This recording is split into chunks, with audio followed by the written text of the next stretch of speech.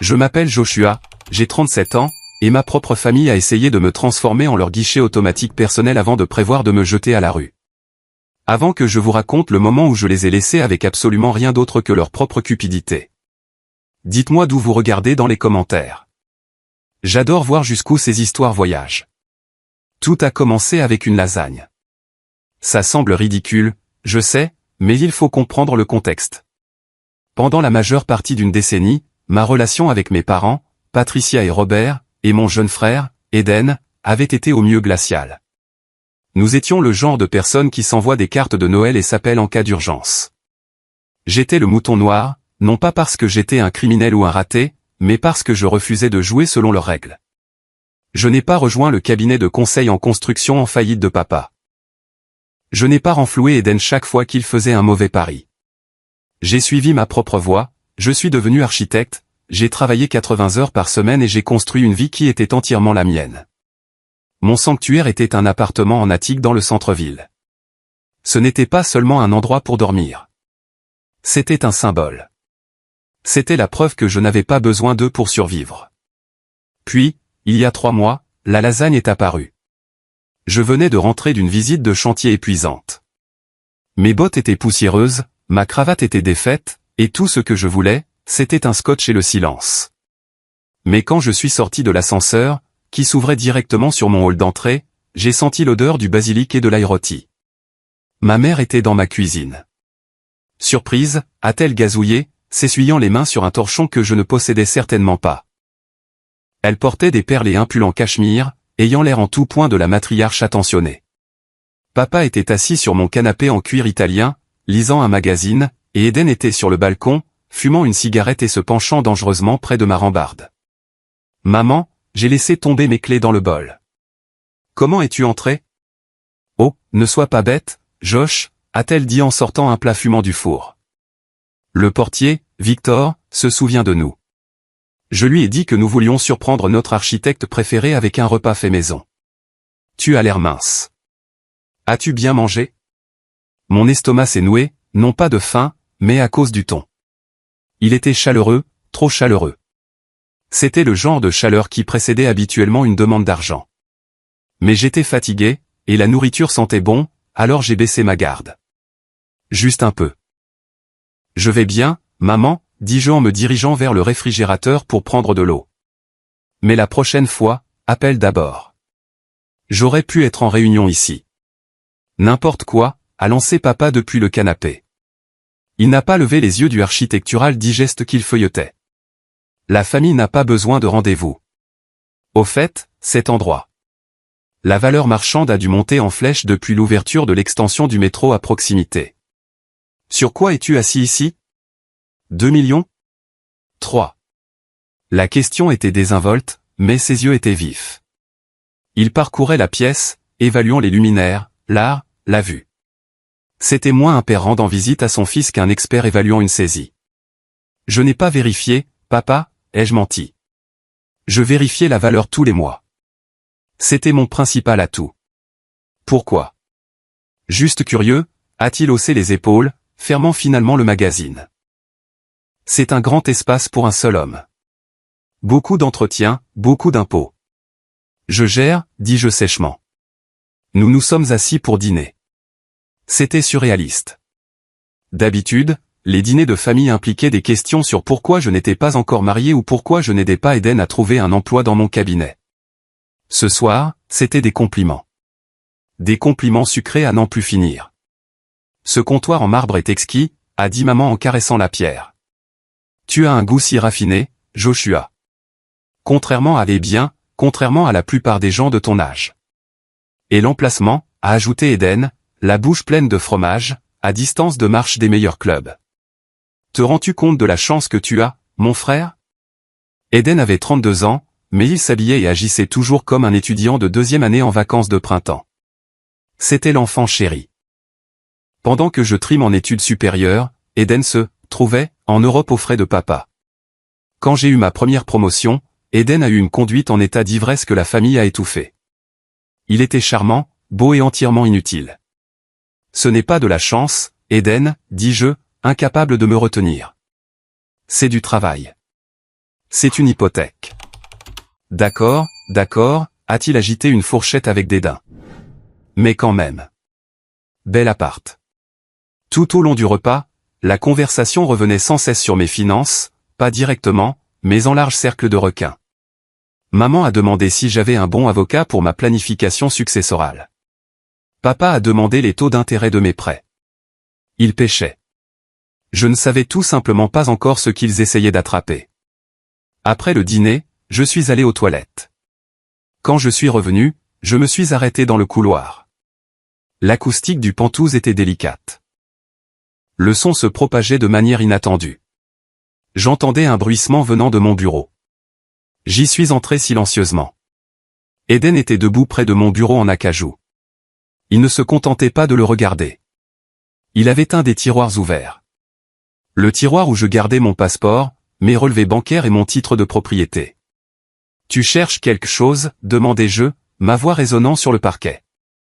Eden sursauta, claquant le tiroir. Il se retourna. Un sourire coupable plaqué sur son visage. « Ouah, tu m'as fait peur, mon frère. Je cherchais juste un briquet.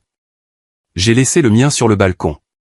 Il n'y a pas de briquet dans mon classeur, Eden. » Il rit. Un son nerveux et cassant. Ouais, je m'en suis rendu compte. Et, détends-toi. Tu es si coincé. J'admirais juste les meubles. Papa a raison. Tu as vraiment bien réussi. Je me suis approché de lui, entrant dans son espace personnel jusqu'à ce qu'il recule. Sors de mon bureau. Nous sommes retournés au salon, mais l'ambiance avait changé. Je les ai vus échanger des regards, un triangle de communication silencieux dont j'avais été exclu toute ma vie. On devrait y aller, dit papa en se levant et en vérifiant sa Rolex.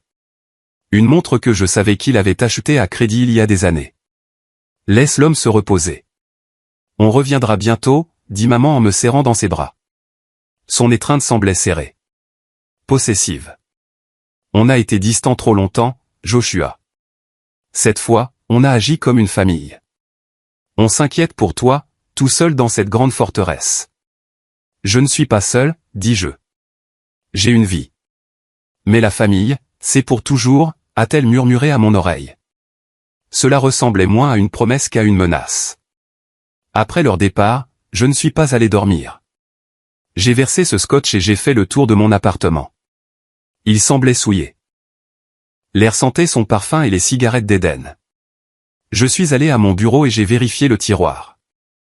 Rien ne manquait, mais les papiers avaient été mélangés. Mon titre de propriété était au-dessus de la pile. Il n'y était pas avant. Pourquoi maintenant? Pourquoi, après 5 ans de contact minime, m'apportait-il soudainement des lasagnes et me posait-il des questions sur mes impôts fonciers? Je me suis assis à mon ordinateur et j'ai consulté mes comptes bancaires. Tout était sécurisé. J'ai vérifié mon rapport de crédit. Pas d'activité inhabituelle, mais mon instinct me hurlait dessus. Dans mon métier, on apprend à chercher les fissures de contrainte avant que le bâtiment ne s'effondre. On cherche les signes subtils que les fondations bougent. C'était un mouvement. J'ai décidé que je n'allais pas attendre que le plafond s'effondre. Le lendemain matin, j'ai appelé une société de sécurité avec laquelle j'avais travaillé sur un projet commercial. J'ai besoin d'une mise à niveau, ai-je dit au technicien. Surveillance intérieure, haute définition, enregistrement audio, et je veux qu'elle soit cachée. Détecteur de fumée, bouche d'aération, étagère, invisible. Des problèmes avec le personnel de nettoyage, a-t-il demandé. Quelque chose comme ça, ai-je répondu. Ils ont installé le système 2 jours plus tard. Je me sentais paranoïaque en le faisant. J'avais l'impression de les trahir d'une certaine manière. C'étaient mes parents, après tout. Peut-être qu'ils voulaient vraiment juste renouer le contact. Peut-être qu'ils vieillissaient et réalisaient que leur fils aîné leur manquait. Peut-être que j'étais juste un homme cynique et endurci qui ne pouvait pas accepter l'amour. Mais ensuite je me suis souvenu de la main d'Eden dans le tiroir de mon bureau. Je me suis souvenu de la faim dans les yeux de papa quand il regardait les sols en marbre. J'ai synchronisé les caméras sur mon téléphone et j'ai attendu. Ça n'a pas pris longtemps. Le piège de miel avait été posé, mais il ne réalisait pas que c'était moi qui tenais le détonateur. Les caméras étaient en direct, clignotant silencieusement dans les coins de ma vie. Pendant la première semaine, elles n'ont rien capturé d'autre que ma femme de ménage époussetant les stores et moi faisant les 100 patards le soir lors d'appels de conférence. Mais la dynamique avec ma famille avait changé de vitesse. Ils accéléraient. Maman a commencé à m'envoyer des textos tous les matins. Bonjour, mon fils qui a réussi. Passe une journée bénie. Ne travaille pas trop. C'était un barrage d'affection qui semblait aussi naturel qu'une fleur en plastique.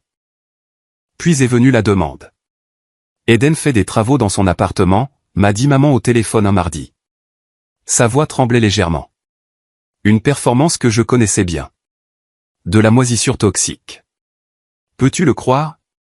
Le pauvre garçon n'a nulle part où aller. Nous le prendrions bien. Mais ton père transforme la chambre d'amis en bureau et avec son mal de dos. Hôtel, dis-je en tapant un email pendant que je parlais. Je paierai pour une semaine au Marriott. Oh, Joshua, un hôtel, c'est si froid, si impersonnel. C'est ton frère. Il a juste besoin d'un pied-à-terre pour quelques jours. Il ne te dérangera pas. Il a promis d'être aussi silencieux qu'une souris. Il fume, maman. Je n'autorise pas la fumée. Il fumera dehors. S'il te plaît, Josh, fais-le pour moi. Je ne peux pas dormir en sachant qu'il saute d'un canapé d'amis à l'autre. J'ai soupiré. C'était ma faille fatale. Le désir persistant de lui plaire, d'être enfin le bon fils qu'elle a toujours prétendu que je n'étais pas, 3 jours, c'est tout. Et il dort dans la chambre d'amis, pas sur mon canapé. Tu es un ange, a-t-elle gloussé. Eden est arrivé avec 3 valises pour un séjour de 3 jours. Merci, frangin, a-t-il dit en laissant tomber ses sacs sur mon parquet, et raflant la finition. Bel endroit pour crècher. La routine de la souris silencieuse a duré exactement 4 heures. Le lendemain, en rentrant du travail, l'appartement ressemblait à une maison de fraternité qui avait explosé. Il y avait des bouteilles de bière vides sur le comptoir. La télé hurlait du sport au volume maximum. Il avait commandé pour $60 de pizza sur mon compte, j'avais une carte enregistrée à la pizzeria locale, et avait laissé les croûtes dans la boîte sur la table basse, mais j'ai mordu ma langue. 3 jours, me suis-je dit. Patience stratégique. Je me suis retiré dans ma chambre, verrouillant la porte. J'ai vérifié le flux de la caméra du salon. Eden était au téléphone. Ouais, je suis dedans, disait-il, les pieds posés sur ma table basse. C'est top. Vue du dernier étage sur tout l'horizon. Non, il est là, mais il se cache dans sa chambre comme un ermite. Écoute, amène les filles demain. Il travaille tard le jeudi. On aura l'appart pour nous seuls. J'ai grincé des dents. Il prévoyait une fête chez moi. Je lui ai envoyé un texto. Pas d'invité, point. Il a regardé son téléphone, a levé les yeux au ciel et n'a pas répondu. Le jeudi est arrivé.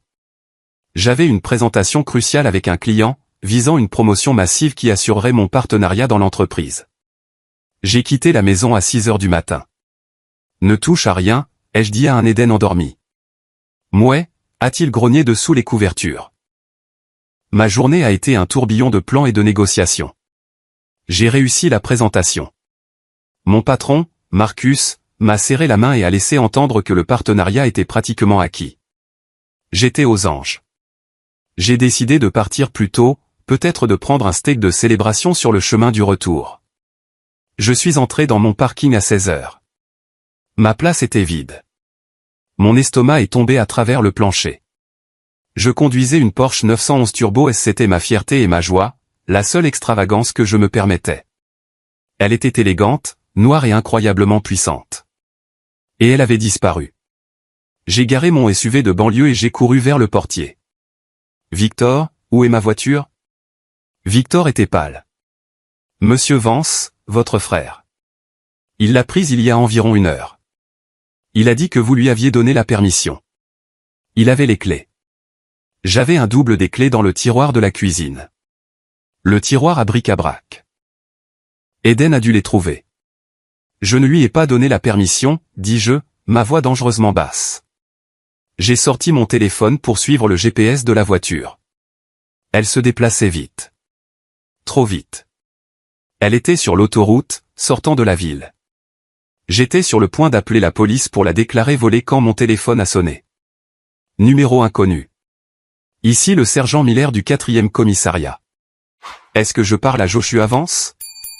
J'ai fermé les yeux. Oui. Nous avons un monsieur Eden Vance en garde à vue. Il conduisait une Porsche immatriculée à votre nom. Il a été arrêté pour conduite imprudente et suspicion de conduite en état d'ivresse. Il a heurté une voiture en stationnement. La rage qui m'a envahi était froide et vive. Ce n'était pas la colère chaude et hurlante. C'était la clarté glaciale d'un homme qui en a fini. La voiture est-elle conduisible, ai-je demandé. À peine. Elle est remorquée à la fourrière.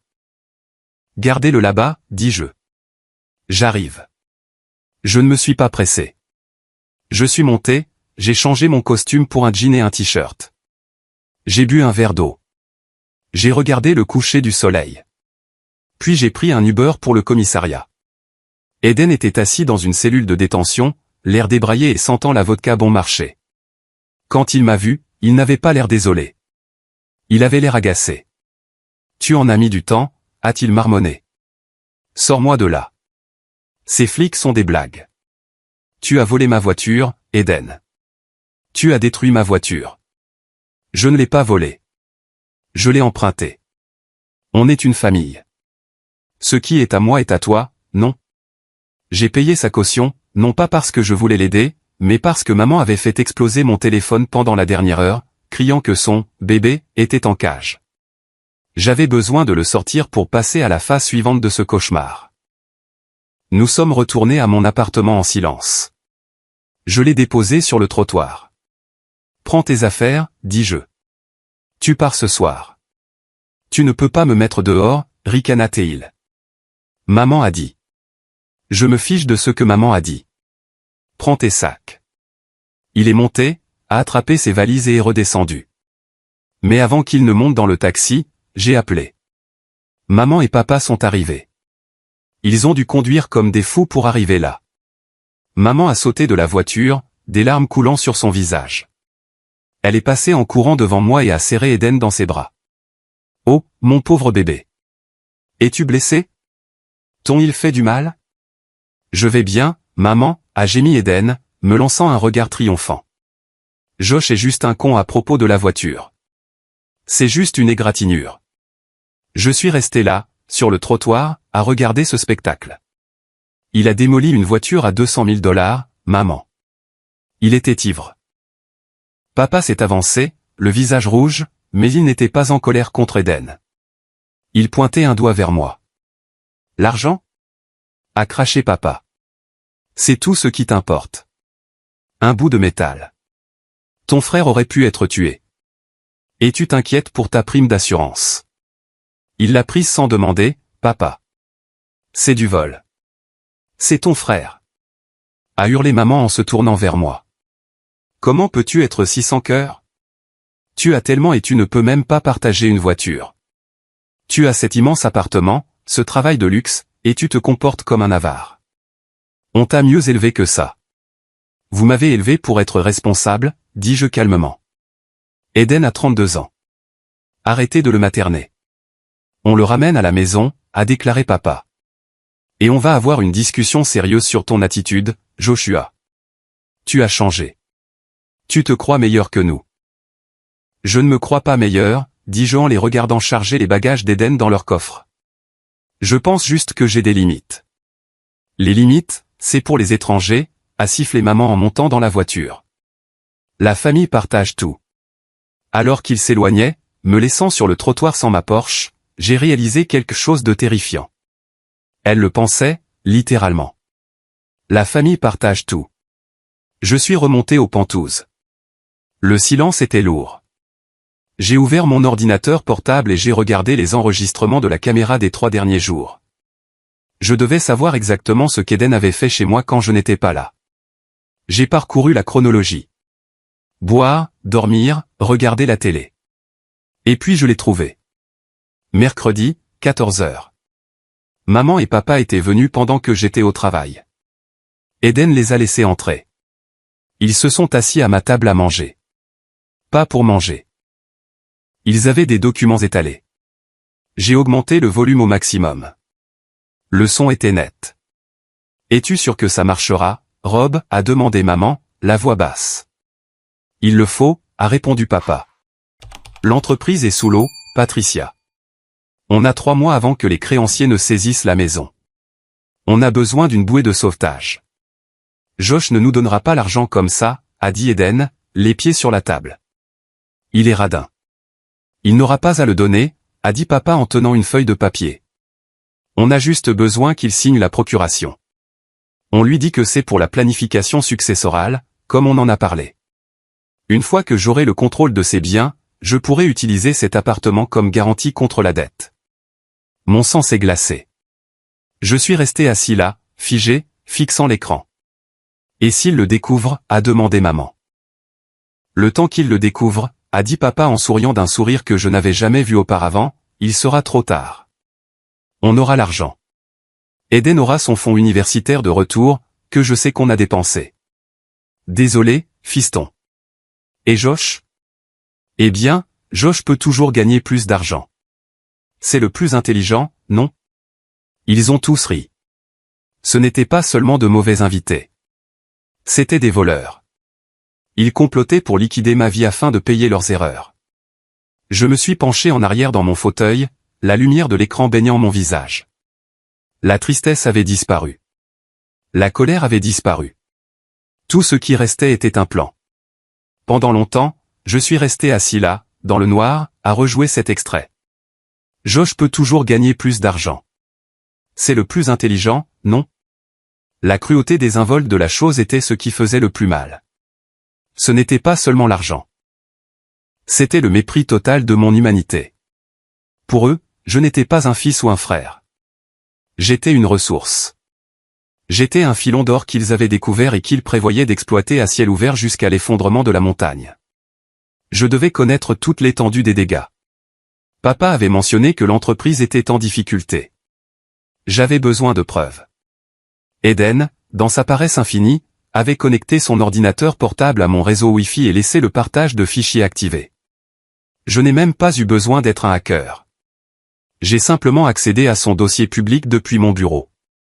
C'était une décharge numérique de sa vie. Des films téléchargés, de la musique et un dossier intitulé « Documents scannés ». Je l'ai ouvert. C'était une mine d'or de désastre. Il y avait des lettres scannées de la banque adressées à mon père. Avis final de défaut de paiement, intention de saisie. Il y avait des documents de procès concernant des frais d'entrepreneur impayés. Et le plus accablant de tous, il y avait un échange de mails entre papa et un prêteur à l'air louche, discutant d'un prêt relais avec un taux d'intérêt qui frisait le criminel. Papa n'était pas seulement fauché. Il était endetté de plusieurs millions. Il avait hypothéqué leur maison, l'entreprise et même leur compte de retraite. Il se noyait, et il voyait mon Pantouse comme le seul canot de sauvetage assez grand pour les sauver. Le plan était simple, selon l'audio que je n'arrêtais pas d'écouter. Il voulait que je signe une procuration limitée, ostensiblement pour les aider à gérer de futurs problèmes de droit de succession qu'ils allaient inventer. Mais le document que papa tenait dans la vidéo n'était pas limité. C'était une procuration générale et durable. Cela lui donnerait le droit légal de vendre, d'hypothéquer ou de transférer ma propriété sans mon consentement. Ils allaient vendre ma maison sous mon nez, payer leurs dettes et me laisser avec l'hypothèque. Je me suis senti physiquement malade. Je suis allé à la salle de bain et je me suis passé de l'eau froide sur le visage. Je me suis regardé dans le miroir. J'avais l'air fatigué. J'avais l'air d'une victime. Non, dis-je au reflet. Pas cette fois. Le lendemain matin, je me suis déclaré malade au travail. J'avais besoin de rassembler ma propre équipe. J'ai appelé mon avocat, Evans. C'était un requin en costume 3 pièces, le genre de gars qui mange des contrats au petit déjeuner. Evans, j'ai une situation, dis-je. J'ai besoin que tu libères ton emploi du temps pour 1 heure. Je l'ai rencontré dans un café loin de mon bureau et de mon appartement. Je lui ai fait écouter l'enregistrement et je lui ai montré les documents scannés. Evans a écouté, le visage impassible. Quand l'enregistrement s'est terminé, il a pris une lente gorgée de son espresso. C'est une conspiration en vue de commettre une fraude, a dit Evans. On pourrait aller à la police tout de suite. Ton père admet son intention sur bande. Pas de police, dis-je. Pas encore. Si je les arrête, ça devient un scandale public. Mon cabinet déteste les scandales. Je suis en lice pour devenir associé, Evans. Si mon drame familial éclabousse les journaux, les associés pourraient avoir les pieds froids. Je dois gérer ça discrètement. Je dois les neutraliser. Alors, quel est le plan, a demandé Evans. Je dois protéger les actifs, dis-je. Et puis je dois les laisser penser qu'ils ont gagné. Je veux qu'ils s'engagent. Je veux qu'ils signent leur nom sur le mensonge. Nous avons passé les 3 heures suivantes à élaborer un plan. C'était complexe. Cela nécessitait un timing parfait. D'abord, la maison. Je ne pouvais pas simplement la vendre. Le registre public alerterait papa. Il surveillait probablement les annonces immobilières.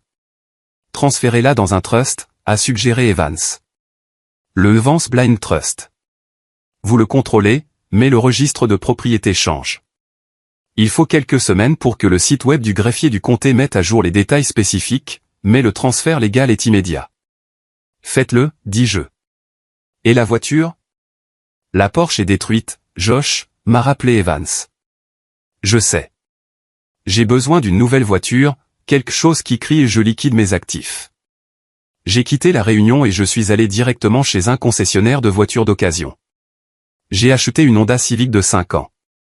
Elle était fiable, ennuyeuse et tout à fait moyenne. Puis je suis rentré chez moi et j'ai préparé la scène. J'ai commencé à décrocher les œuvres d'art coûteuses des murs. J'ai emballé les vases en cristal. J'ai fait en sorte que l'appartement ait l'air légèrement plus vide, légèrement plus triste. Ce soir-là, j'ai appelé maman. Josh, a-t-elle répondu au premier coup de sonnette. Tu appelles pour t'excuser auprès de ton frère? J'ai forcé ma voix à se briser. J'y ai injecté un tremblement de peur. Maman, j'ai des ennuis. Silence à l'autre bout. Puis son ton a changé instantanément, passant de l'agressivité à une inquiétude prédatrice. Qu'est-ce qu'il y a, chérie? Qu'est-ce qui s'est passé? Le marché, ai-je menti? Les investissements. J'ai fait de mauvais choix. L'effet de levier crypto. Tout est parti. Maman, je pourrais perdre le partenariat. Je pourrais tout perdre. Oh, Joshua, a-t-elle dit, et je pouvais pratiquement l'entendre sourire. Oh, mon pauvre. Ne t'inquiète pas. On est là. On peut t'aider. Je ne sais pas quoi faire, ai-je sangloté. Je me noie. Écoute-moi, a-t-elle dit d'un ton apaisant. Viens dîner demain. Apporte tes papiers financiers. Papa pourra les regarder. Il a tellement d'expérience en affaires. Il peut arranger ça. Tu crois? Je le sais. On est une famille. On survit ensemble. J'ai raccroché et j'ai regardé le mur blanc où un tableau de 10 000 $ était accroché. Échec et mat, ai-je murmuré. La nuit suivante, j'ai conduit la Honda Civic jusqu'à leur maison. Quand je suis entré dans l'allée, j'ai vu Eden regarder la voiture depuis la fenêtre. Il avait l'air confus. Bien. Le dîner fut une affaire sombre. J'ai parfaitement joué le rôle de l'homme brisé. Je portais une chemise froissée. Je ne m'étais pas rasé. J'ai à peine mangé. Alors, a dit papa en repoussant son assiette. À quel point c'est grave? Grave, dis-je en mettant ma tête dans mes mains. J'ai besoin de liquidité. J'ai besoin de protéger la valeur nette de l'appartement avant que les créanciers ne me poursuivent. Je pensais vendre, mais le marché est faible. Non, a interrompu papa trop rapidement. Ne vends pas. Pas encore. Si tu vends en situation de détresse, tu perdras de la valeur. Alors que dois-je faire? Papa a jeté un coup d'œil à maman. Transfère-nous la gestion, a-t-il dit en douceur. Cède la propriété à une société holding familiale. On peut la protéger. J'ai des relations. Je peux tenir les loups à distance pendant que tu te remets sur pied. Tu ferais ça pour moi, ai-je demandé en levant des yeux larmoyants. Après la façon dont j'ai traité Eden? De l'eau a coulé sous les ponts, a dit Eden en souriant. Il s'imaginait probablement déjà organiser des fêtes dans mon Pantouse d'ici le week-end. On te soutient, frangin. Papa a sorti un dossier de sous sa chaise. Il l'avait préparé. J'ai pris la liberté de rédiger quelques papiers. Juste des mesures de protection standard. Ça me donne procuration pour gérer l'immobilier et les comptes bancaires afin que tu n'aies pas à gérer le stress. J'ai regardé le document. C'était exactement ce à quoi je m'attendais. Un arrêt de mort pour mon avenir financier.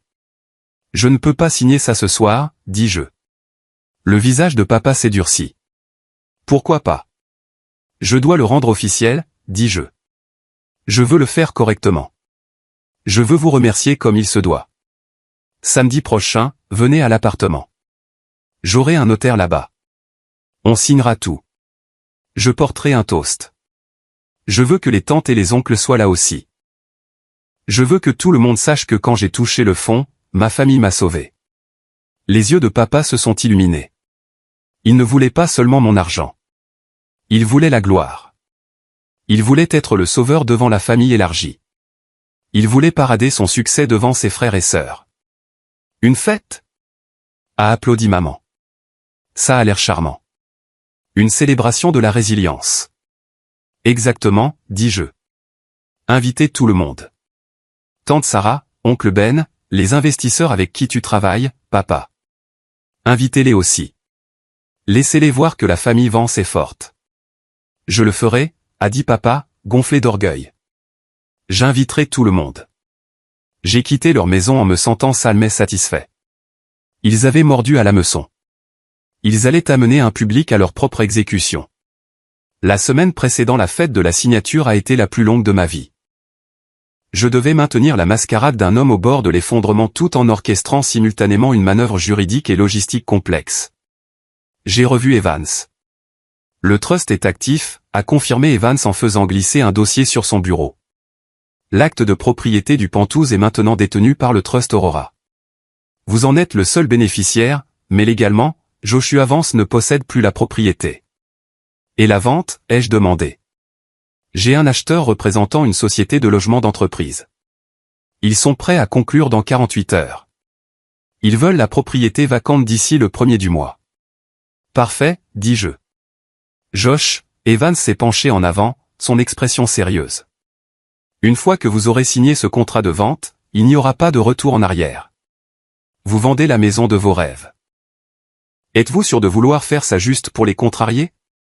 Ce n'est pas seulement de la rancune, Evans. C'est de la survie. Si je garde cet appartement, ils ne cesseront jamais de venir le chercher. Ils savent où j'habite. Ils ont des clés où ils en obtiendront. Je dois brûler la terre. Je dois disparaître de leur radar. J'ai signé les papiers. Ma main n'a pas tremblé. Ensuite, je me suis attaqué au déménagement physique. Je ne pouvais pas avoir de camion de déménagement garé devant. Papa ou ses espions, probablement tante Sarah, qui a toujours aimé les commérages, pourraient voir. J'ai engagé une entreprise de déménagement spécialisée qui faisait des déménagements de nuit en gants blancs. Pendant 3 nuits, entre 2h et 5h du matin, ils sont venus. Ils ont pris les meubles, les livres, les vêtements. Ils ont tout emballé dans des camionnettes banalisées. Le vendredi matin, le Penthouse était un décor de théâtre. J'ai laissé les gros meubles, le canapé, la table à manger, le lit, pour qu'il n'ait pas l'air vide pendant la fête. Mais les tiroirs étaient vides, les placards étaient nus. Ma vie personnelle avait été mise en boîte et expédiée dans un entrepôt sécurisé de l'autre côté de la ville. J'ai également loué un nouvel appartement, pas un Penthouse cette fois. J'ai trouvé un endroit dans un immeuble de haute sécurité appelé le Sentinelle. C'était une forteresse. Accès par carte pour l'ascenseur, scanner biométrique pour le hall d'entrée et gardes armés 24h24. C'était cher, mais la tranquillité d'esprit n'a pas de prix. J'ai payé 6 mois de loyer d'avance sous le nom d'une LLC. Pendant que j'effaçais mes traces, ma famille était occupée à dépenser de l'argent qu'elle n'avait pas encore. J'ai reçu des alertes sur mon téléphone. Eden regardait des voitures de sport. Maman avait pris rendez-vous avec un décorateur d'intérieur de luxe pour des rénovations d'une propriété en ville. Papa se vantait auprès de ses créanciers qu'un événement de liquidité majeur était imminent. Ils étaient si confiants. Ils pensaient que j'étais un chien battu qui se roulait sur le dos pour montrer son ventre. Le vendredi après-midi, j'ai reçu un texto d'Eden. « Et frangin, est-ce que je peux inviter Chloé à la fête?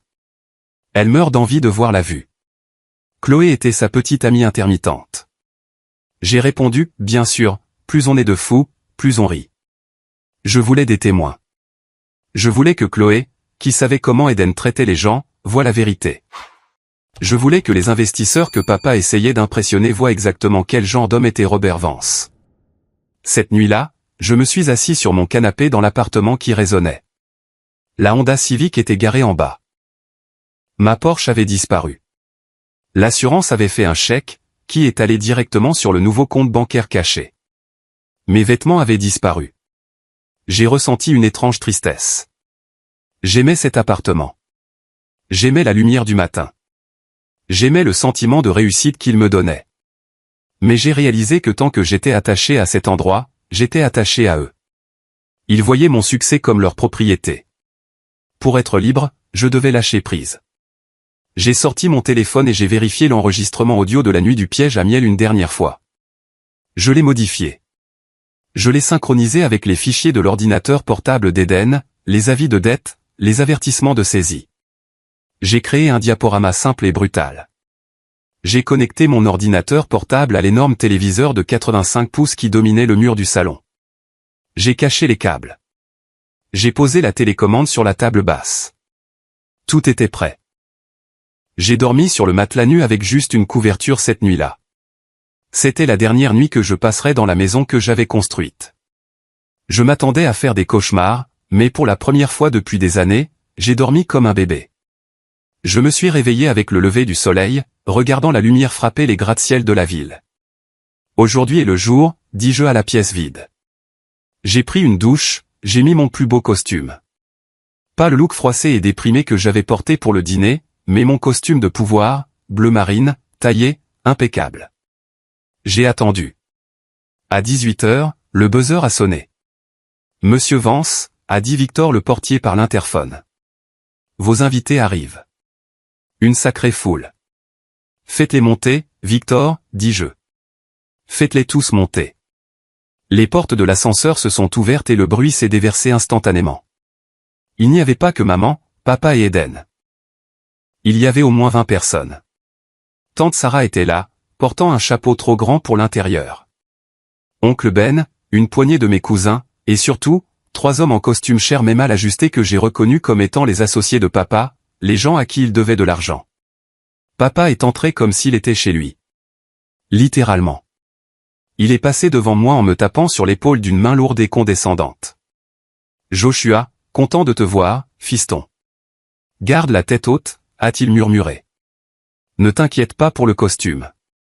On te redonnera l'air d'un homme qui a réussi bientôt. Il pensait que je portais le costume pour cacher ma honte. Il n'en avait aucune idée. Maman s'affairait, jouant l'hôtesse dans une cuisine qui n'était pas la sienne.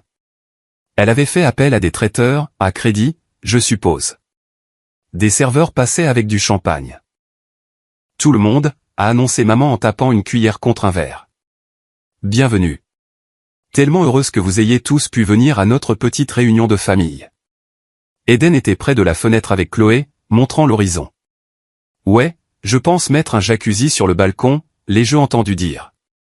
Josh n'a jamais utilisé l'espace, non? Je suis resté près de la cheminée, tenant un verre d'eau.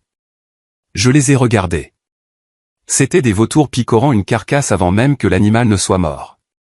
Les investisseurs acculaient papa près du bar. Robert, a dit l'un d'eux, sa voix basse mais audible pour moi. Vous avez dit que le transfert a lieu aujourd'hui. On a besoin de cette assurance. Ça se passe tout de suite, a promis papa, transpirant légèrement. Le notaire est là. Une fois qu'il aura signé, on pourra utiliser la valeur nette comme garantie. Vous aurez votre argent d'ici lundi. C'était l'heure. Le notaire, un petit homme nerveux que papa avait engagé, s'est installé sur la table à manger. Il a étalé les documents, la procuration générale et durable, le transfert de l'acte de propriété. Papa m'a fait signe de venir. Joshua, viens. Débarrassons-nous des formalités pour pouvoir célébrer. La pièce est devenue silencieuse. Tous les yeux étaient sur moi. Tante Sarah me regardait avec pitié. Eden me regardait avec cupidité. Maman me regardait avec triomphe. Je me suis approché de la table. J'ai pris le stylo. Signe juste là, a dit papa en montrant la ligne. Et ici, et une initiale là. J'ai regardé le papier. Puis j'ai regardé papa. Tu sais, papa, dis-je, ma voix portant clairement dans la pièce silencieuse. Je pensais à ce que tu as dit l'autre soir, sur le fait que la famille partage tout. Bien sûr, fiston, a dit papa en souriant crispement. Signe juste. Et je me suis dit, ai-je poursuivi en posant le stylo, que si nous partageons tout, nous devrions aussi partager la vérité. Le sourire de papa s'est effacé. Josh, qu'est-ce que tu fais? Les investisseurs attendent. Je sais, dis-je. Je pense qu'ils trouveront ça très intéressant. J'ai pris la télécommande sur la table et j'ai appuyé sur lecture. L'énorme écran de télévision derrière moi s'est allumé. Le son a rempli la pièce. C'était limpide. On a 3 mois avant que les créanciers ne saisissent la maison. On a juste besoin qu'ils signent. Une fois que j'aurai le contrôle de ces biens, je pourrai utiliser cet appartement comme garantie. Josh peut toujours gagner plus d'argent. C'est le plus intelligent, non? Le silence dans la pièce était absolu. C'était un vide. Papa est devenu pâle. Sa bouche s'est ouverte, mais aucun son n'en est sorti. Maman a laissé tomber son verre de champagne. Il s'est brisé sur le sol en marbre. Le bruit comme un coup de feu. Sur l'écran, le diaporama a commencé. Diapositive 1, l'avis de saisie de la maison de mes parents. Diapositive 2, la lettre de défaut de paiement de l'entreprise de papa. Diapositive 3, la demande de prêt relais non autorisé utilisant mon nom comme garant, que j'avais trouvé dans les fichiers d'Eden. Les investisseurs ont halté. L'un d'eux s'est avancé. Robert, qu'est-ce que c'est? Vous avez dit que l'entreprise était solvable. Vous avez dit que c'était juste une expansion. C'est une erreur, a balbutié papa en regardant sauvagement de l'écran à moi. Joshua, éteins ça. Il est mentalement instable. Il a truqué ça. Vraiment, ai-je demandé. J'ai cliqué à nouveau sur la télécommande. Une vidéo a été diffusée. C'était l'enregistrement de sécurité d'Eden conduisant ma Porsche hors du garage. Puis une capture d'écran du rapport de police pour la conduite en état d'ivresse. Chloé a halté et a retiré sa main du bras d'Eden. Tu as dit que c'était ta voiture. Tu as dit que tu l'achetais. Je le suis, a hurlé Eden, le visage devenant violet. Josh, éteins ça. Non, dis-je. Ma voix était calme, stable et froide comme la glace. Je ne l'éteindrai pas parce que j'en ai fini de vous sauver. J'en ai fini d'être la banque. J'en ai fini d'être la ressource. Je me suis tourné vers le notaire qui avait l'air prêt à prendre ses jambes à son cou. Vous pouvez remballer. Je ne signe rien. Je me suis tourné vers les investisseurs. Mon père est en faillite. Il n'a aucun actif. Et si vous pensez que vous obtiendrez un centime de cet appartement, vous vous trompez. Joshua, a hurlé maman en se précipitant en avant. Arrête ça. Tu nous ruines. Je ne vous ai pas ruiné, dis-je. Vous l'avez fait vous-même. J'ai juste allumé la lumière. On a besoin de cette maison, a rugi papa, abandonnant la comédie. Il a frappé la table de son poing. Nous sommes tes parents. Tu nous le dois. Signe ces fichus papiers. Je ne peux pas, dis-je. Pourquoi pas? Parce que, dis-je en le regardant droit dans les yeux, je ne la possède plus. Papa se figea. Quoi? Je l'ai vendue, dis-je. Il y a 2 jours. La clôture a été finalisée ce matin. Les nouveaux propriétaires sont une société de logement d'entreprise. Ils prennent possession demain à 8 heures. Tu l'as vendue, murmura maman. Mais l'argent? Où est l'argent? Dans un trust, dis-je. Un trust irrévocable. Vous ne pouvez pas y toucher. Aucun tribunal ne peut y toucher pour vos dettes. Il a disparu. Il est en sécurité et il est à moi. La prise de conscience les a frappés comme un coup physique. La bouée de sauvetage était coupée. La tirelire s'était brisée d'elle-même. Les investisseurs se sont instantanément retournés contre papa. Robert, on doit parler. Dehors, maintenant. Attendez, a plaidé papa en attrapant la manche de l'investisseur principal. Je peux arranger ça. Il ment. Le transfert de l'acte de propriété est un registre public, dis-je. Vérifiez le site web du comté. Il a été mis à jour il y a 1 heure. Le chaos a éclaté. Les investisseurs criaient. Maman sanglotait hystériquement sur le canapé. Eden essayait de s'expliquer à Chloé qui sortait par la porte. Tante Sarah envoyait frénétiquement des textos à quelqu'un. Je me suis tenu au milieu de la tempête, intact. Dehors, dis-je. C'est la maison de mon fils, a gémi maman. Plus maintenant, dis-je. Et comme je dois remettre les clés au nouveau propriétaire demain matin, propre et vide, vous devez tous partir maintenant ou j'appelle la police et je vous fais l'expulser pour violation de propriété.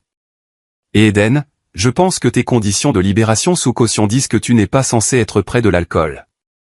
Est-ce que ton agent de probation sait que tu es à une fête avec du champagne ouvert? Eden est devenu blanc. J'ai regardé ma montre. Vous avez 5 minutes. L'exode a été pathétique.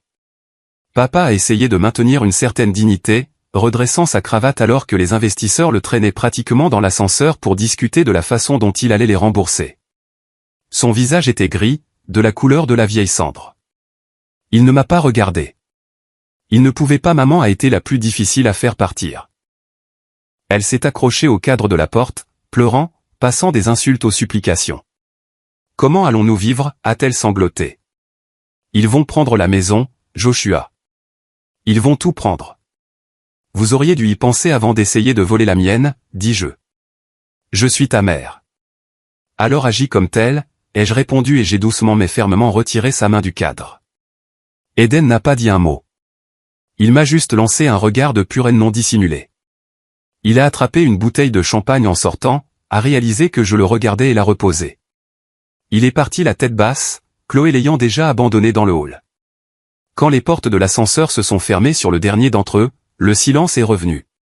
Mais cette fois, ce n'était pas solitaire. C'était propre. J'ai regardé l'appartement une dernière fois. Le verre brisé sur le sol, les murs vides. Ce n'était plus qu'une coquille maintenant. Un conteneur pour des souvenirs que je ne voulais plus garder. J'ai laissé la télécommande sur la table. J'ai laissé les clés sur le comptoir. J'ai pris mon unique sac de sport, la seule chose que j'avais gardée avec moi. Je suis sorti et je n'ai pas fermé à clé. Ce n'était plus mon problème. En bas, Victor se tenait à son bureau. Il avait l'air inquiet. Monsieur Vance, est-ce que tout va bien? C'était intense. C'est bon, Victor, dis-je. Je lui ai tendu une enveloppe. À l'intérieur, il y avait un chèque de banque de $5000. C'est pour vous. Merci de toujours veiller sur moi, et de m'avoir parlé des lasagnes. Victor a regardé le chèque et ses yeux se sont agrandis. Monsieur Vance, je ne peux pas accepter ça. Et Victor, si quelqu'un demande, vous ne m'avez pas vu. Vous ne savez pas où je suis allé. Victor a hoché la tête solennellement. Compris, monsieur. Bonne chance. Je suis sorti du bâtiment. L'air du soir était frais. Un taxi jaune attendait au bord du trottoir. Je n'ai pas pris de Uber. Je ne voulais pas de traces numériques. Où allons-nous, a demandé le chauffeur. Le Sentinelle, dis-je. Alors que nous nous éloignions, j'ai retiré la carte SIM de mon téléphone. Mon téléphone vibrait sans arrêt depuis 10 minutes. Des textos de maman, des messages vocaux de papa, probablement des menaces de leurs avocats s'ils pouvaient s'en payer un. J'ai cassé la petite puce en plastique en deux et je l'ai laissée tomber dans le cendrier du taxi. Des ennuis, a demandé le chauffeur en jetant un coup d'œil dans le rétroviseur. Plus maintenant, dis-je. Nous avons traversé la ville. J'ai regardé les lumières défiler. Je me sentais plus léger que je ne l'avais été en 20 ans. Le poids des attentes, le fardeau d'être le responsable, l'anxiété constante d'attendre que le couperet tombe. Tout avait disparu. Je suis arrivé au Sentinelle. Le garde à la porte a vérifié ma carte d'identité sur une liste. Bienvenue chez vous, monsieur Vance, a-t-il dit. Oh. Je suis monté à mon nouvel appartement. Il était plus petit que le Penthouse. Il n'avait pas de sol en marbre, mais il était sécurisé. Personne n'avait de clé sauf moi. Je me suis assis sur le balcon du nouvel appartement, regardant une vue différente de la ville. J'ai ouvert une nouvelle bière, une bière bon marché, pas le vin importé que maman aimait. Elle était délicieuse. Je savais que les retombées ne faisaient que commencer pour eux. Les investisseurs allaient dépouiller l'entreprise de papa. La banque allait saisir leur maison. Eden devrait trouver un travail ou un nouveau pigeon. Ils faisaient face aux conséquences de leurs propres actions pour la première fois de leur vie. Mais je n'étais pas là pour le voir. Je n'étais pas là pour arranger les choses. J'étais libre. 3 mois se sont écoulés depuis que je suis sorti de cet ascenseur. 3 mois depuis que j'ai fait exploser la bombe nucléaire sur ma vie de famille. Vous pourriez penser que j'ai passé ces premières semaines à regarder par-dessus mon épaule, attendant que la police frappe à la porte ou que mon père surgisse d'un buisson. Mais la vérité est que le silence a été absolu. Il était lourd, oui, mais c'était la lourdeur d'une épaisse couverture, pas d'un fardeau. Je me suis installé dans la vie aux sentinelles. Il a bien mérité son nom. La sécurité était de niveau militaire. Mon nom n'était pas sur la sonnette. C'était juste un numéro. Mon courrier allait à une boîte postale gérée par un service tiers.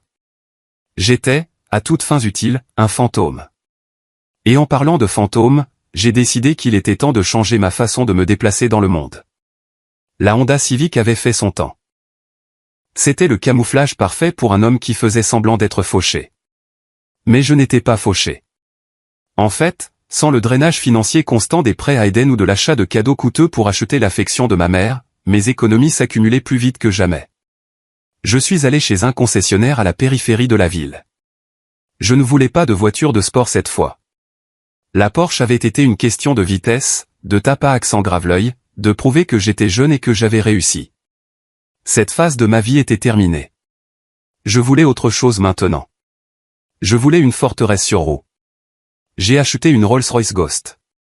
Elle était d'un bleu nuit profond, presque noir. Quand je fermais la porte, le son était comme celui d'un coffre-fort de banque qui se fermait. C'était lourd, solide et impénétrable. La conduire, c'était comme flotter dans une capsule pressurisée, séparée du bruit et du chaos du monde extérieur. Ce n'était pas seulement une voiture. C'était une déclaration à moi-même. J'étais en sécurité. J'étais isolé. Mais juste au moment où je m'habituais à la paix, le passé a essayé de revenir en rampant. Ça a commencé par un email à mon adresse professionnelle. C'était de tante Sarah. Il faut que vous compreniez Sarah. C'était la sœur cadette de ma mère, la gentille. C'est elle qui me donnait des bonbons en cachette quand maman me mettait au régime à 10 ans. C'est elle qui m'écoutait quand je pleurais parce que papa avait manqué ma remise de diplôme. J'avais un faible pour elle. L'objet était simplement « café ». Le corps de l'email était court. Josh, je ne demande rien. Je ne suis pas une espionne pour eux. Je veux juste voir si mon neveu est en vie. S'il te plaît, juste 10 minutes. Mon instinct était de le supprimer. Mon avocat, Evans, m'avait dit de maintenir le silence radio, mais une partie de moi, celle qui désirait encore un lien avec mon histoire, a hésité. Elle n'était pas eux.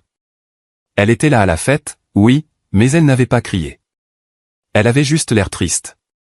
J'ai répondu, mardi, 10 heures, le café au coin de la 5e et de Maine. N'amène personne. Je suis arrivé 30 minutes en avance. Je me suis assis au fond, regardant la porte.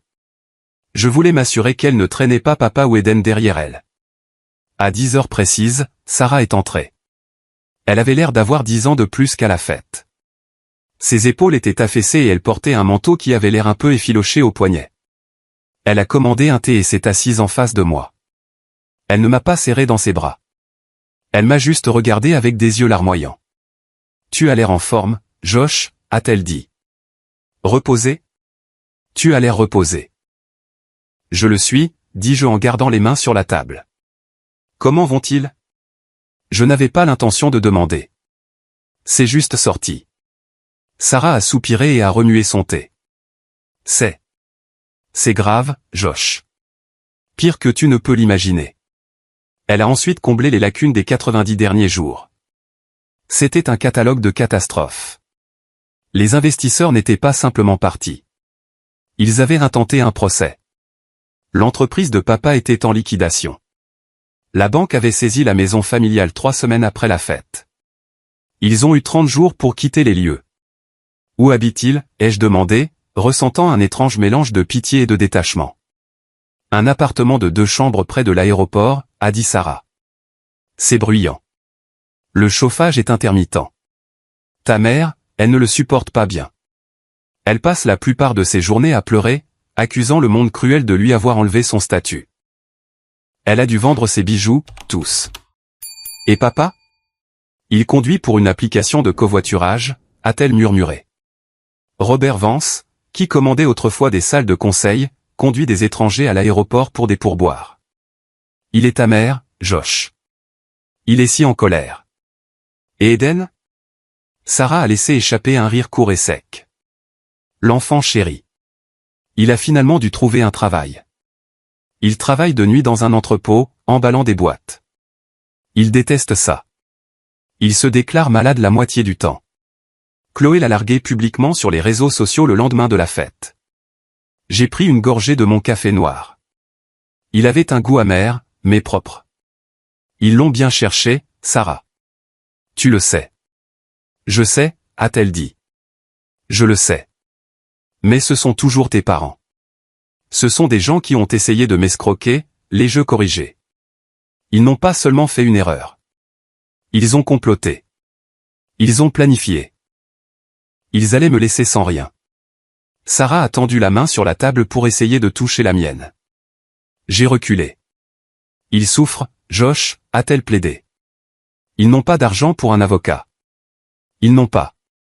Ils ont à peine de la nourriture dans le frigo certaines semaines.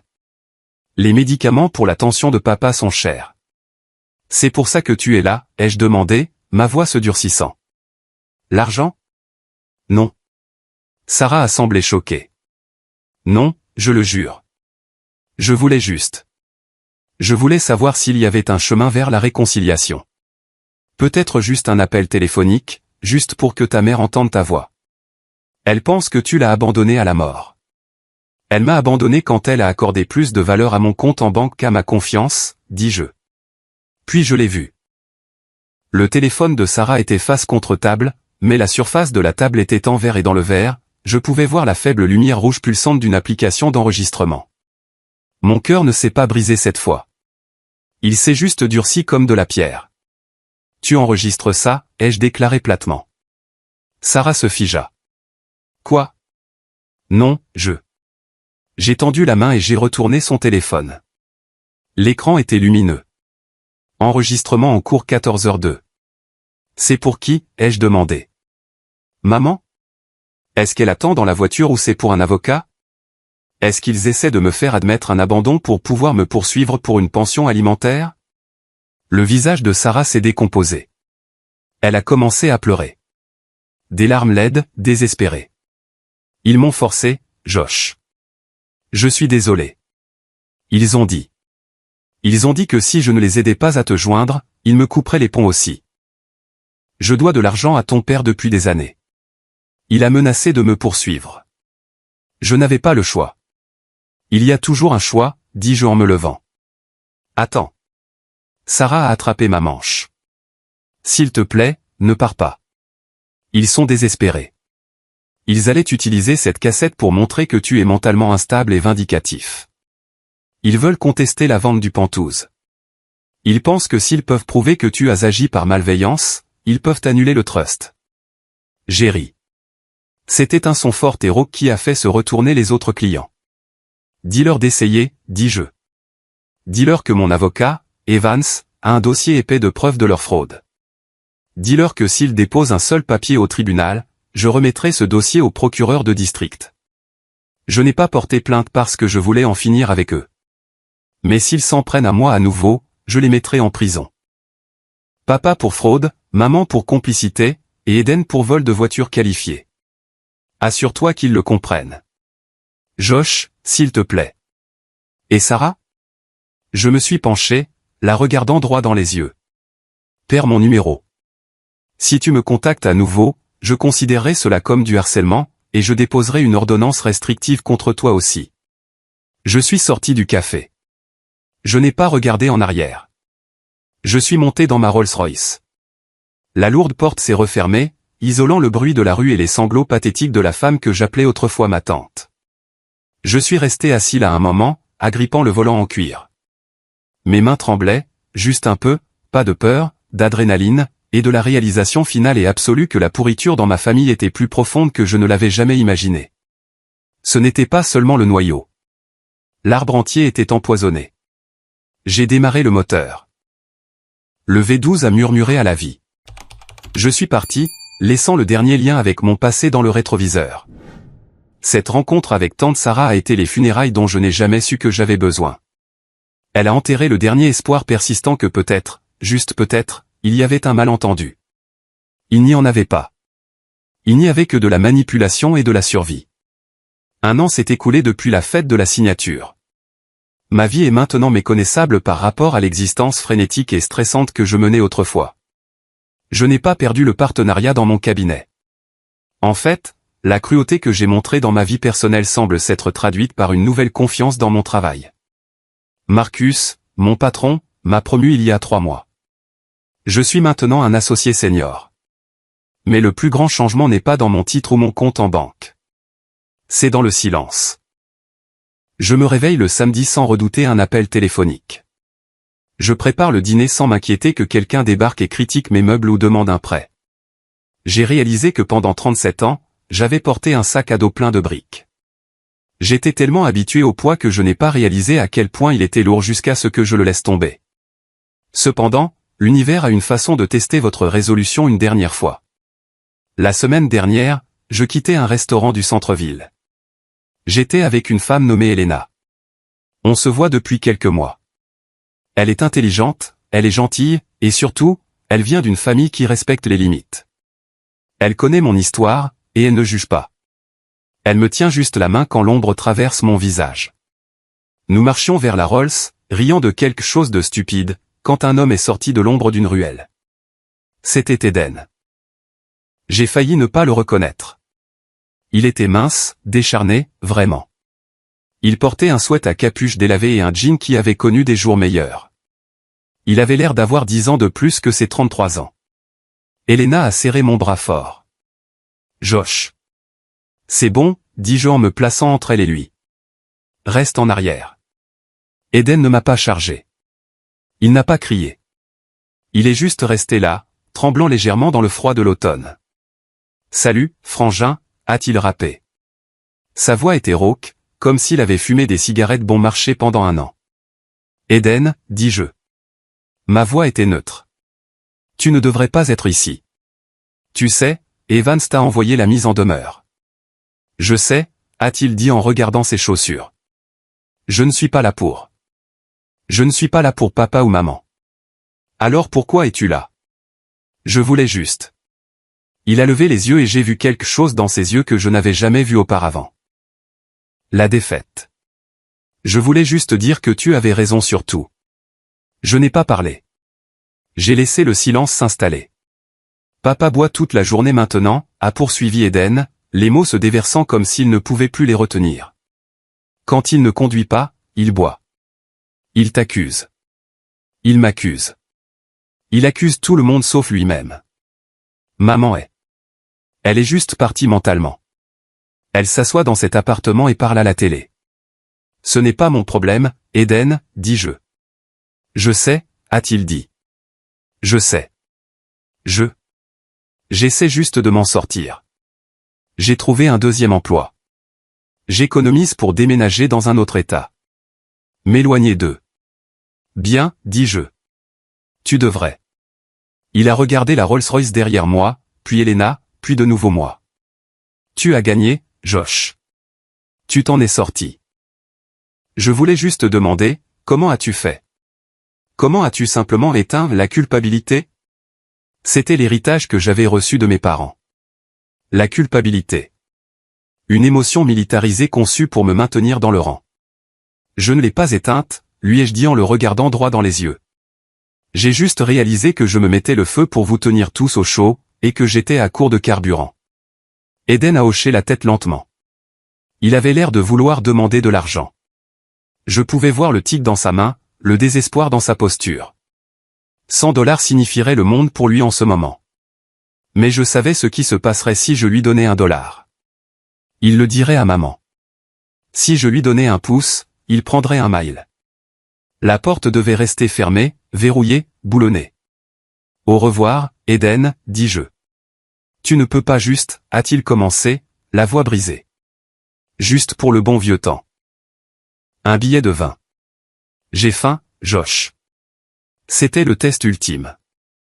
Mon frère mourant de faim devant moi. J'ai mis la main dans ma poche. Elena me regardait, retenant son souffle. J'ai sorti une carte. Ce n'était pas une carte de crédit. C'était une carte de visite d'un refuge local et d'une agence de placement que mon cabinet aidait bénévolement. Ils servent des repas chauds jusqu'à minuit, dit Joe en la lui tendant. Et ils peuvent t'aider avec ton CV si tu es sérieux au sujet de déménager. Eden a regardé la carte avec dégoût. Il l'a jetée par terre. Tu es un monstre, a-t-il craché. Le masque de l'humilité a glissé, révélant le même gamin suffisant en dessous. Tu as tout et tu me donnes un bout de papier. J'espère que tu pourriras dans cette voiture de luxe. Il s'est retourné et s'est éloigné dans l'obscurité, me maudissant à chaque pas. Je l'ai regardé partir. Il y a un an, cela m'aurait anéanti. Je lui aurais couru après, lui aurais donné $500 et me serais excusé d'avoir réussi. Mais ce soir je n'ai ressenti que du soulagement. Je me suis penché et j'ai ramassé la carte. Je l'ai dépoussiérée. Tu vas bien, a demandé doucement Elena en me touchant l'épaule. Ouais, dis-je en prenant une profonde inspiration de l'air frais de la nuit. Je vais mieux que bien. Je suis libre. Nous sommes montés dans la voiture. En partant, je n'ai pas regardé dans le rétroviseur. Il n'y avait rien derrière moi qui valait la peine d'être regardé. J'ai une nouvelle vie maintenant. J'ai une maison que personne ne peut me prendre. J'ai une partenaire qui m'aime pour qui je suis, pas pour ce que je peux fournir. Et surtout, j'ai ma dignité. Ils ont essayé de voler ma maison. Ils ont fini par voler mes illusions sur la famille. Et honnêtement, c'était un juste échange. J'ai renoncé à un fantasme de famille aimante. Et en échange, j'ai récupéré ma réalité. C'est mon histoire. Elle est laide. Elle est désordonnée et elle est douloureuse. Mais je l'ai partagée avec vous parce que je sais que je ne suis pas le seul. On nous apprend à croire que la famille est sacrée. Que le sang est plus épais que l'eau. Mais ce qu'ils ne vous disent pas, c'est que la citation complète est en fait, le sang de l'alliance est plus épais que l'eau de l'utérus. Les liens que vous choisissez de créer sont plus forts que ceux avec lesquels vous êtes nés. L'abus financier est un véritable abus. Il ne laisse pas de bleu, mais il laisse des cicatrices. Il détruit votre avenir pour payer les erreurs de quelqu'un d'autre. Si vous êtes dans une situation où l'amour est transactionnel, où votre valeur est mesurée par votre utilité, où les limites sont traitées comme des insultes, vous devez vous en sortir. Vous devez tracer la ligne, même si votre main tremble en le faisant. Ne vous mettez pas le feu pour tenir les autres au chaud. Vous n'êtes pas une ressource. Vous êtes une personne. Je veux avoir de vos nouvelles. Avez-vous déjà dû couper les ponts avec un membre de votre famille toxique pour vous sauver? Ou êtes-vous en train de lutter avec cette décision en ce moment? Quelle est la seule limite que vous auriez aimé fixer plus tôt? Laissez un commentaire ci-dessous avec votre histoire. Ou si vous êtes d'accord que la paix vaut le prix, commentez simplement « bien ». Cela me permet de savoir que nous sommes dans le même bateau, construisant nos propres forteresses de paix. Merci d'avoir écouté. Restez en sécurité, restez fort et protégez votre paix.